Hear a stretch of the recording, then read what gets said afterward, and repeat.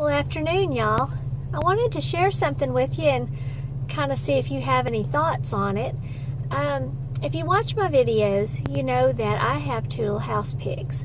Well, one of them is a female named Della Ray. She's about 160 pounds. Still my baby girl, even though she's a big girl, kind of a thick girl. She has her crate in the house. She's housebroken, much lower maintenance than my Papillon Chihuahua mix. Housebroken completely, precious, precious baby, just kind of a big girl. She eats on the porch typically. Now, I do have a goat named Lily Bean. I have several, but Lily Bean is a mess, and she gets out of the goat pen, comes around to the front porch, and sometimes we have to feed Della Ray in the house because Lily Bean will hog her for her food.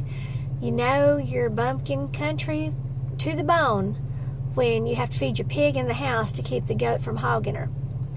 Well, we got a call. Della Ray was about the size she is now already, and the neighbor had a little baby pig that needed to be rehomed, so we took him. He was only a week old, so he was a bottle baby.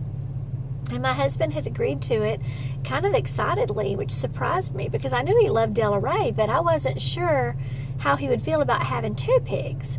So, because I also have a 100-pound lab and about a 5-pound Chihuahua Papillon.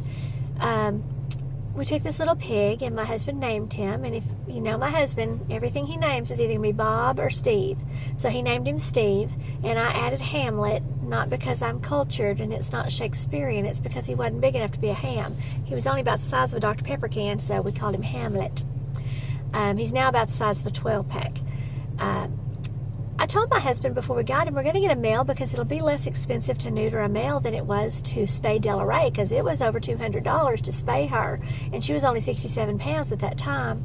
Well, he didn't say anything until after we got him, and then he said, I just don't think it's necessary to neuter him. I don't think that's going to be necessary because he's so sweet. Well, as he gets older and that testosterone starts flowing, he's going to become more aggressive and more needy of certain things. Well, my husband has put it off, and I told him, here's the thing. There's three options. I have a friend who raises hogs, and they've said that they would happily do this for me. It's a very simple procedure. I've watched it on YouTube. My husband would not watch it. He refused to watch it. It's basically cut, yank, and it's over. That's option number one. Option number two is if you want it done in a sterile environment, you make an appointment with the vet, and they will do the same cut, yank, but it's in a sterile environment.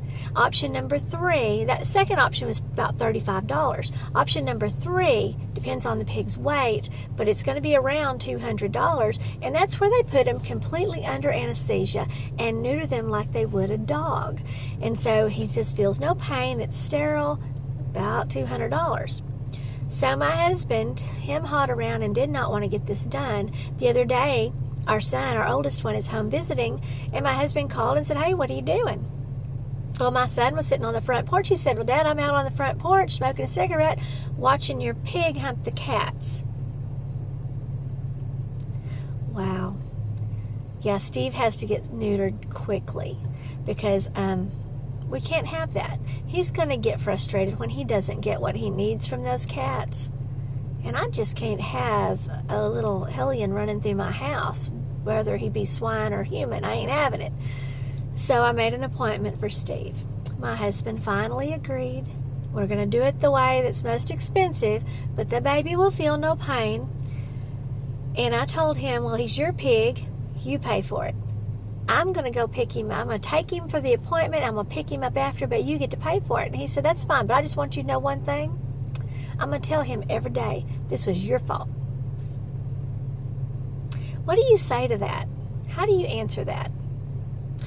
He never complained when Della Ray got spayed. He didn't complain when my lab, Diamond Lou, got spayed. He didn't complain when Daisy May, my little Papillon Chihuahua mix, got spayed. But this pig, losing his identicals, as my youngest son used to call them, has really devastated him. Is it just my husband, or is it the males in general who are totally and completely aghast at the thought of any male animal being neutered?